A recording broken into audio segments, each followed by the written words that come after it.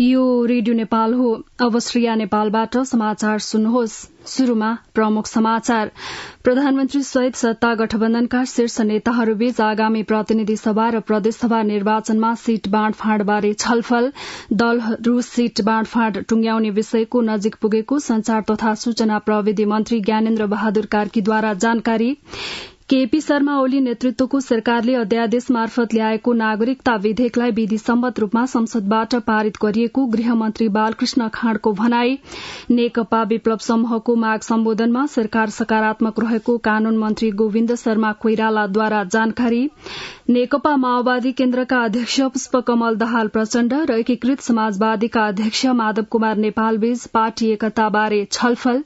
बेलायतमा नेपाली स्वास्थ्य कर्मी पठाउने बारे द्विपक्षीय सम्झौता र अमेरिका र दक्षिण कोरियाद्वारा कोरियाली प्रायद्वीपमा संयुक्त सैन्य अभ्यास शुरू। सुन त, भोलिको मिटिङको लागि सबैलाई फोन गर्यो? छैन सर, मेरो मोबाइलमा ब्यालेन्स नै थिएन। अलि पछि गर्छु ल्यान्डलाइनबाट। ल हेर, मोबाइलमा ब्यालेन्स छैन भनेर हुन्छ? तिमीलाई थाहा छैन यस कार्यालयले नेपाल टेलिकमको कर्पोरेट युजर ग्रुप अर्थात सीयूजी सेवा लिएको छ। तिम्रो नम्बरलाई पनि सीयूजीमा सहभागी गराउन। अनि सर, मेरो त प्रिपेड नम्बर हो नि। अहिले नेपाल टेलिकमले प्रिपेड र पोस्टपेड दुवै फोनमा सीयूजी सेवा लागू गरिसकेको छ। सीयूजीमा आबद्ध भएपछि हाम्रो कर्मचारीहरू बीच निशुल्क र नेपाल टेलिकमको नेटवर्कमा सस्तो दरमा फोन तथा एसएमएस गर्न र डाटा चलाउन पाइन्छ नि। तिमीलाई थप जानकारी चाहिएमा नेपाल टेलिकमको वेबसाइट www.ntc.net.np मा हेर न। नेपाल टेलिकम, राष्ट्रको संचार।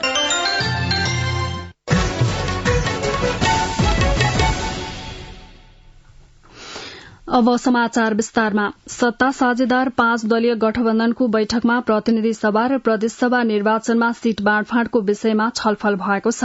प्रधानमन्त्री निवास बालुवाटारमा हिजो बसेको बैठकमा निर्वाचनमा 5 दलबीच सीट संख्या बाँडफाँड गर्ने विषयमा छलफल भएको र छलफल निष्कर्ष नजिक पुगेको संचार तथा सूचना प्रविधि मन्त्री ज्ञानेन्द्र बहादुर कार्कीले जानकारी दिनुभयो। 2074 को निर्वाचन, स्थानीय तहको निर्वाचनको परिणामसहित विभिन्न खाकामा छलफल भइरहेको कार्यदल संयोजक एवं कांग्रेस केन्द्रीय सदस्य कृष्ण प्रसाद सिटौलाले जानकारी दिनुभयो। छलफलमा प्रधानमन्त्री एवं कांग्रेस सभापति शेरबहादुर देउबा, माओवादी केन्द्रका अध्यक्ष पुष्पकमल दाहाल, एकीकृत समाजवादीका अध्यक्ष माधव कुमार नेपाल, जसपा अध्यक्ष उपेन्द्र यादव लगायत सहभागी हुनुहुन्थ्यो। गृहमन्त्री बालकृष्ण खाँडले नागरिकता विहीन नागरिकलाई समस्या सम्बोधन गर्ने उद्देश्यले सरकारले ल्याएको नागरिकता सम्बन्धी विधेयक संसदले अधिक बहुमतले पारित गरेको बताउनु भएको छ। हिजो सिंहदरबारमा आयोजित पत्रकार सम्मेलनमा गृहमन्त्री खाँडले पूर्ववर्ती केपी शर्मा ओली नेतृत्वको सरकारले अध्यादेश मार्फत ल्याएको नागरिकता विधेयकलाई प्रक्रियासंगत रूपमा संसदमा पेश गरिएको बताउनुभयो। पत्रकार सम्मेलनमा गृहमन्त्री खाँडले नेत्र विक्रम चन्द नेतृत्वको नेकपासँग भएका सम्झौता कार्यान्वयन गर्न सरकार प्रतिबद्ध रहेको बताउनु भएको छ। गृह मन्त्रालयमा हिजो कानून, न्याय तथा संसदीय मामला मन्त्री गोविन्द प्रसाद शर्मा कोइराला र महान्यायाधिवक्ता खम्बबहादुर खाती सहितको पत्रकार सम्मेलनमा उहाँले यसअघिको सरकारले नेकपासँग 2077 साल फागुन 20 गते गरेको 3 बुँदे सम्झौता कार्यान्वयनमा गइसकेको र केही प्रक्रियामा रहेको जानकारी दिनुभयो। उहाँले नेपाल सरकारले विगतदेखि नै राजनीतिक समस्यालाई वार्ता र संवादको माध्यमबाट समाधान गर्दै आएको उल्लेख गर्दै नेकपासँगको सहमति कार्यान्वयन गर्न सरकार मातहतका निकायले काम गरिरहेको अवगत गराउनुभयो। गिरफ्तार नेता, कार्यकर्ता तथा विभिन्न मुद्दा लगाइएकाको सम्बन्धमा संविधान र कानून अनुसार रिहा गर्ने, फिर्ता लिने प्रक्रिया अघि बढ़ेको मन्त्री खाँडले बताउनुभयो। वर्तमान सरकार बनेदेखि नै चन्द नेतृत्वको नेकपासँग भएको सम्झौता कार्यान्वयनका लागि शीर्ष तहमा वार्ता र छलफल भइरहेको बताउँदै गृहमन्त्री खाँडले सहमति कार्यान्वयनका लागि गृह मन्त्रालय, कानून मन्त्रालय र महान्यायाधिवक्ताको कार्यालय एवं मातहतका कार्यालय निरन्तर प्रयत्नशील रहेको बताउनुभयो। कार्यक्रममा कानून मन्त्री कोइरालाले सरकारले नेकपासँगको सम्झौता कार्यान्वयन गर्न प्रतिबन्ध हटाउनका साथै नेता, कार्यकर्ता रिहाइका लागि प्रक्रिया अघि बढ़ाएको बताउनुभयो। उहाँले सरकारले यसअघि गरेको 3 बुँदे सहमति कार्यान्वयनमा प्रतिबद्ध रहेको बताउनुभयो। मन्त्री कोइरालाले नेकपाका नेताहरू विरूद्ध देशभर विभिन्न 60 जिल्लामा 610 मुद्दा दर्ता भएकामा 523 मुद्दा फडचोट भएको र 87 फडचोटका क्रममा रहेको बताउनुभयो। महान्यायाधिवक्ता खातीले सरकार र नेकपा बीचको सहमति कार्यान्वयन भइरहेको बताउँदै संविधान र कानून बमोजिम मुद्दा फिर्ता लिने प्रक्रिया अघि बढ़ेको जानकारी दिनुभयो।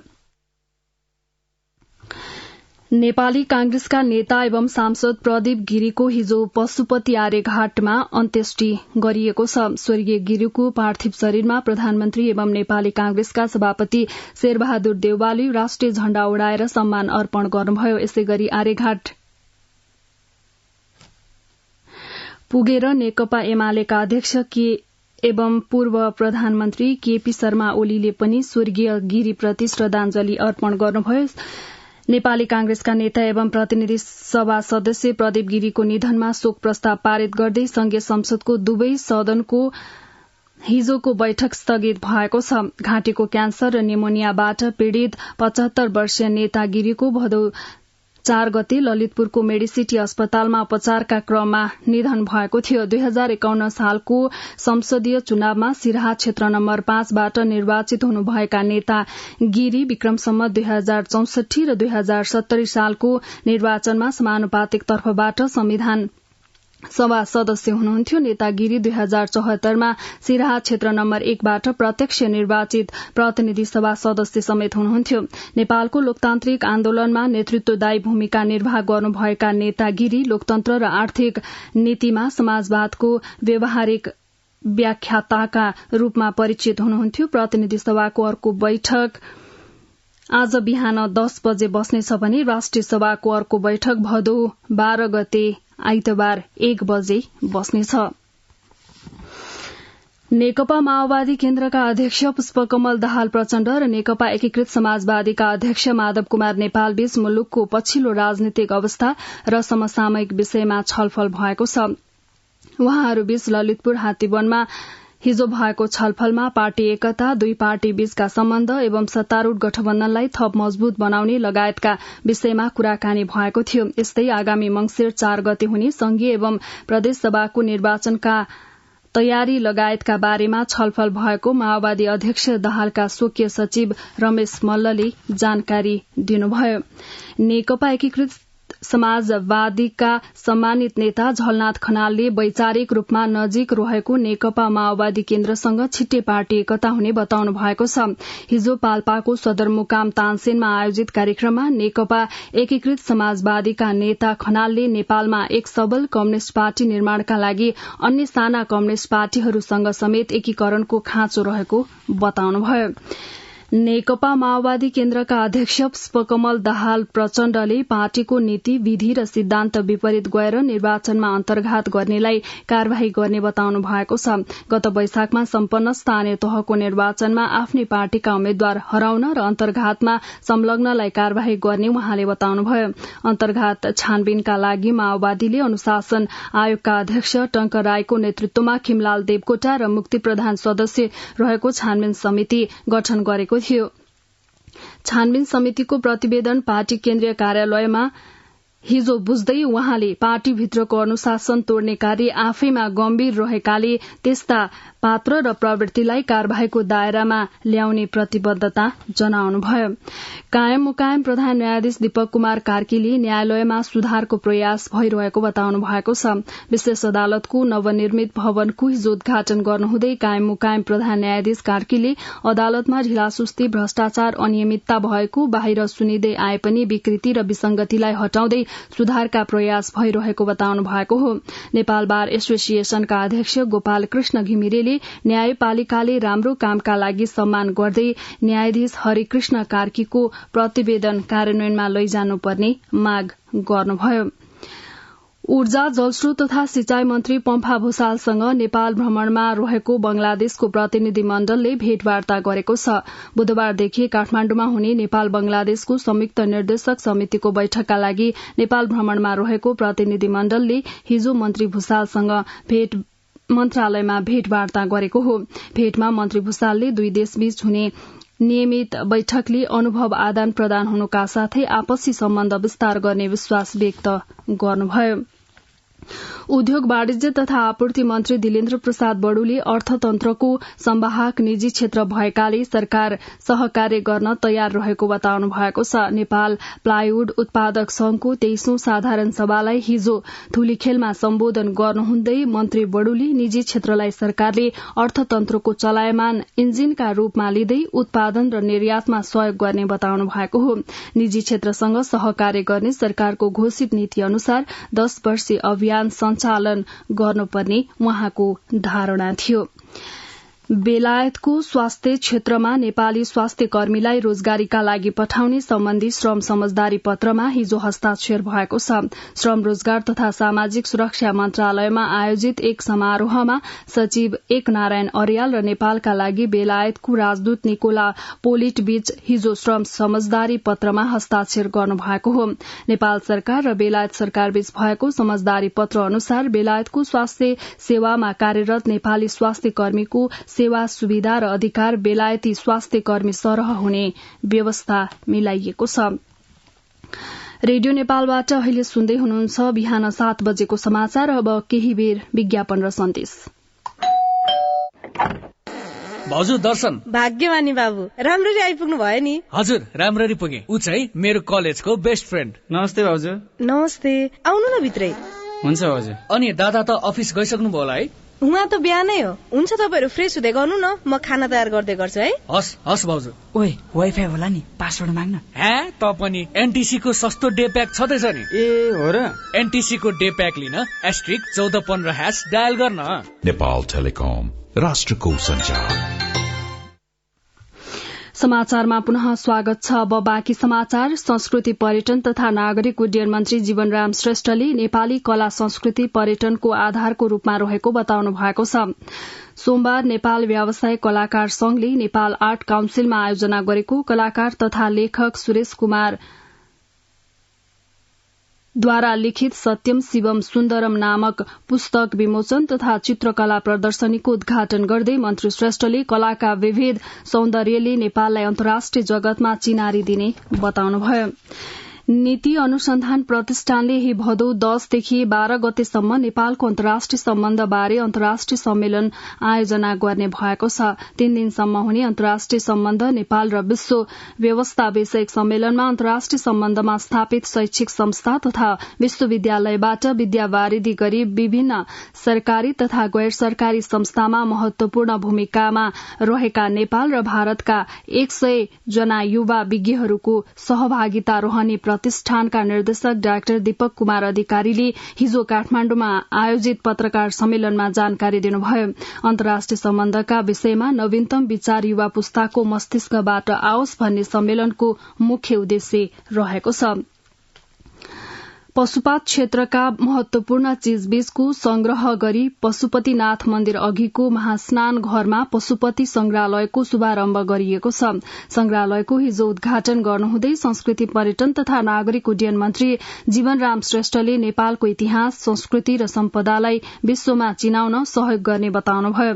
संग्रहालयले पशुपति क्षेत्र विकास कोषका सदस्य सचिव डाक्टर मिलन कुमार थापाले नेपाल इन्भेस्टमेन्ट बैंकको 5 करोड़ रूपियाँको सहयोगमा संग्रहालय निर्माण भएको जानकारी दिनुभयो।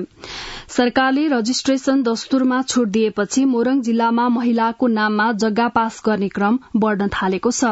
महिलाको नाममा जग्गा पास गर्दा लाग्ने दस्तुरमा 25% सम्म छूट पाउने भएकाले त्यसतर्फ आकर्षण बढ़ेको भूमि सुधार तथा मालपोत कार्यालय विराटनगरले जनाएको छ। विराटनगरबाट संवाददाता कुमोद अधिकारीको यो रिपोर्ट। भूमि सुधार तथा मालपोत कार्यालय विराटनगरले दिएको जानकारी अनुसार आर्थिक वर्ष 2076-77 त्यस्तै 77-78 तथा 78-79 सम्म गरी विगत 3 वर्षमा 73,000 लिखत पास भएकोमा महिलाको नाममा 27,270 लिखत पास भएको छ।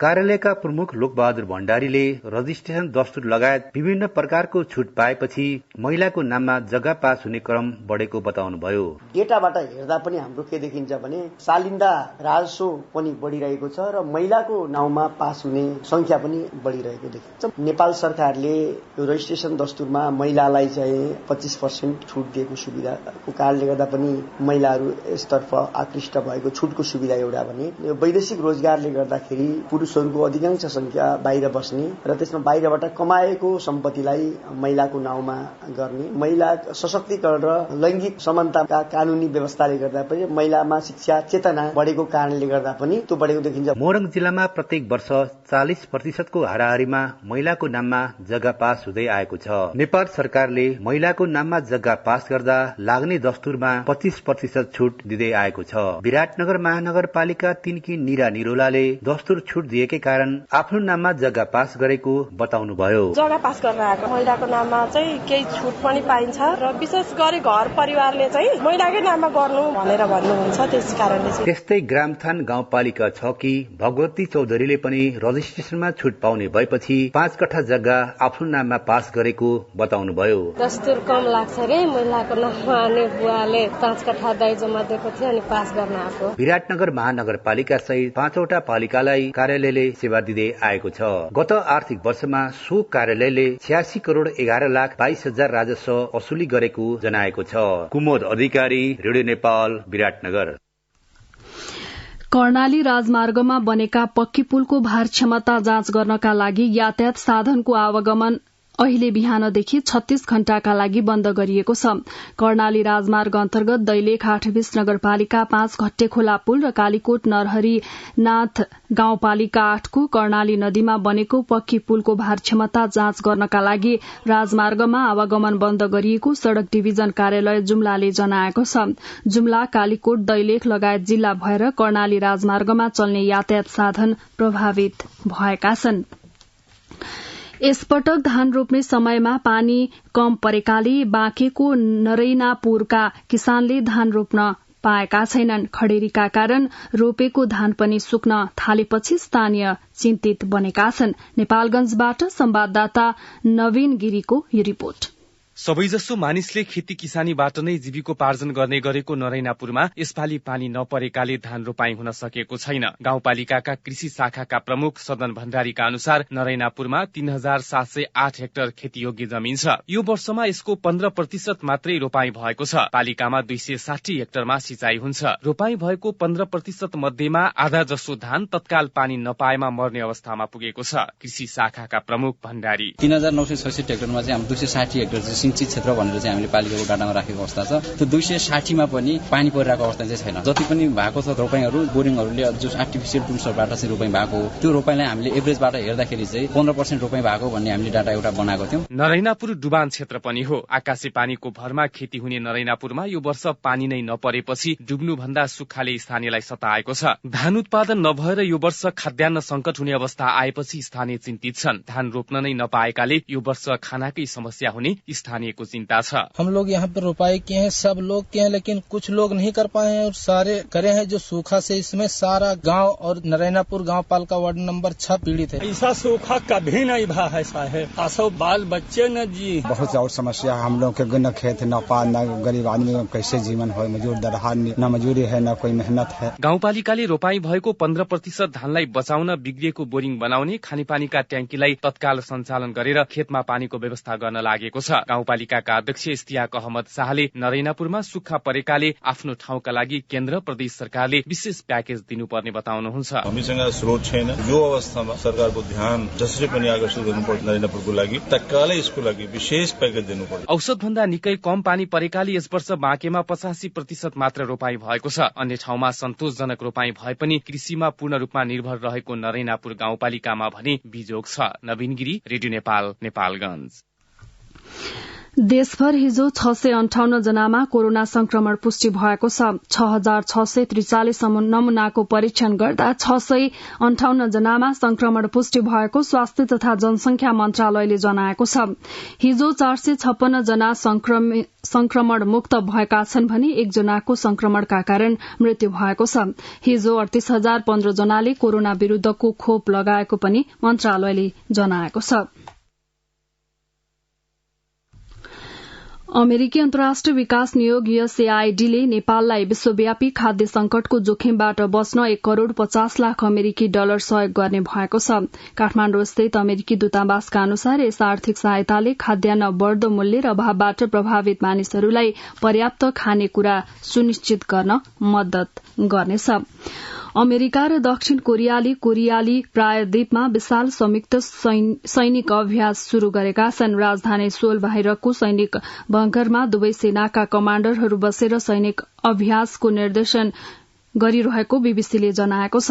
बंकरभित्र राखिएको ठूलो डिस्प्ले बोर्डमा उत्तर कोरियाका विभिन्न क्षेत्रको भूउपग्रह तस्विर हेर्दै कमाण्डरहरूले उत्तर कोरियाबाट हुने सैनिक खतराको विश्लेषण गरिरहेको बीबीसीले जनाएको छ।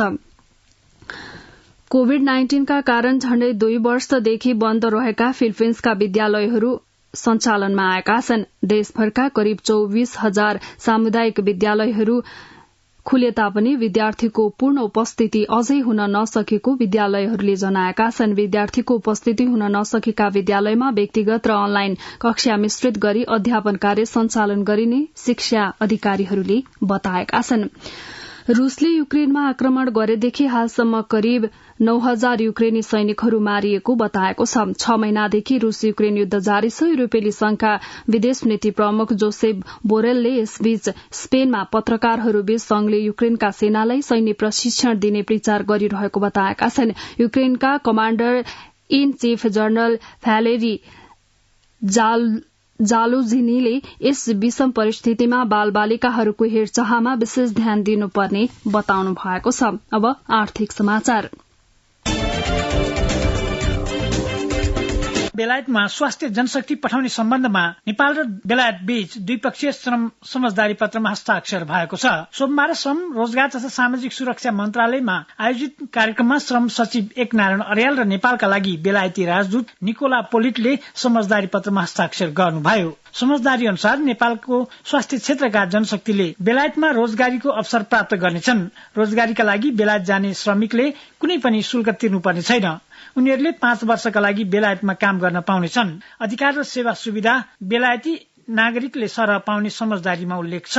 नेपाल विद्युत प्राधिकरण र नेपाल प्रहरी मिलेर काठमाडौँमा विद्युतीय चार्जिङ स्टेशनहरू सञ्चालन हुने भएका छन्। प्रहरी प्रधान कार्यालय नक्सालमा सोमबार आयोजित कार्यक्रममा नेपाल प्रहरीको तर्फबाट प्रहरी महानिरीक्षक धीरज प्रताप सिंह र प्राधिकरणका तर्फबाट कार्यकारी निर्देशक कुलमान घिसिङले विद्युतीय चार्जिङ स्टेशन सञ्चालन सम्बन्धी समझदारी पत्रमा हस्ताक्षर गर्नु भएको छ। समझदारी अनुसार प्रहरी कल्याण कोषद्वारा हाल सञ्चालित 5 वटा पेट्रोल पम्पहरू, प्रस्तावित 4 वटा पेट्रोल पम्पहरू र बाँकी प्रहरी कार्यालयहरूका अन्य उपयुक्त स्थानहरूमा गरी 25 ठाउँमा विद्युतीय चार्जिङ स्टेशन स्थापना गरिनेछ।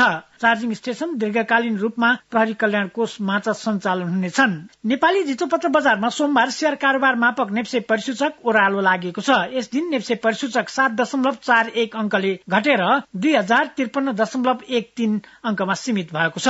यस दिन कुल 222 कम्पनीहरूका 52,30,763 किता शेयरहरू 1,72,62,87,000 मूल्यमा किनबेच भएका छन्। कारोबार भएका 13 उपसमूह मध्ये सोमबार सामूहिक लगानी कोषको मात्रै परिसूचक झिनो अंकले वृद्धि भएको छ। जुम्लामा उत्पादन हुने स्याउ लगायत तरकारी जन्य उत्पादन बाहिरी जिल्लामा निर्यात हुन थालेको छ। त्यहाँ उत्पादित आलु, भेडे खोर्सानी, काउली, गोलभेडा लगायतका तरकारीहरू निर्यात हुन थालेको हो। कारितास जर्मन र कारितास नेपालको सहयोगमा पेस नेपाल जुम्लाको साझेदारीमा सञ्चालित एकीकृत खाद्य सुरक्षा विपद जोखिम न्यूनीकरण जलवायु अनुकूलन परियोजनाले किसानहरूलाई सहयोग गर्दै आएको छ। परियोजनाको सहयोगमा सञ्चालित रारा लिही कृषि संकलन केन्द्रले स्थानीय स्तरमा उत्पादित संकलित कृषिजन्य वस्तु दैलेख, जुम्ला, कालीकोट र मुगु जिल्लामा ढुवानी गर्न थालेको छ।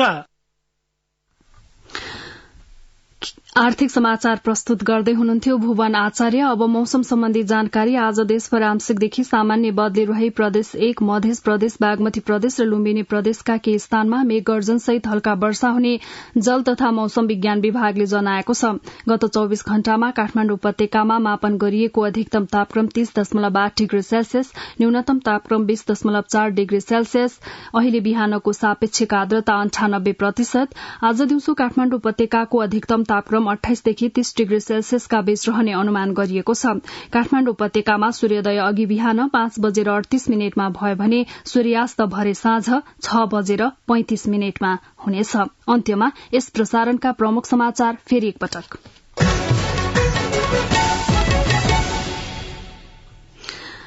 प्रधानमन्त्री सहित सत्ता गठबन्धनका शीर्ष नेताहरूबीच आगामी प्रतिनिधि सभा र प्रदेशसभा निर्वाचनमा सीट बाँडफाँडबारे छलफल। दलहरू सीट बाँडफाँड टुंग्याउने विषयको नजिक पुगेको संचार तथा सूचना प्रविधि मन्त्री ज्ञानेन्द्र बहादुर कार्कीद्वारा जानकारी।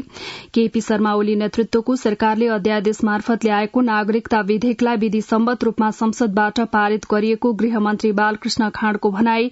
नेकपा विप्लव समूहको माग सम्बोधनमा सरकार सकारात्मक रहेको कानून मन्त्री गोविन्द शर्मा कोइरालाद्वारा जानकारी। नेकपा माओवादी केन्द्रका अध्यक्ष पुष्पकमल दाहाल प्रचण्ड र एकीकृत समाजवादीका अध्यक्ष माधव कुमार नेपाल बीच पार्टी एकताबारे छलफल। बेलायतमा नेपाली स्वास्थ्य कर्मी पठाउने बारे द्विपक्षीय सम्झौता र अमेरिका र दक्षिण कोरियाद्वारा कोरियाली प्रायद्वीपमा संयुक्त सैन्य अभ्यास शुरू। रेडियो नेपालबाट बिहान 7 बजेको समाचार सकियो। अर्को बुलेटिन 8 बजे अंग्रेजीमा सुन्न सक्नुहुनेछ। हवस् त, नमस्कार।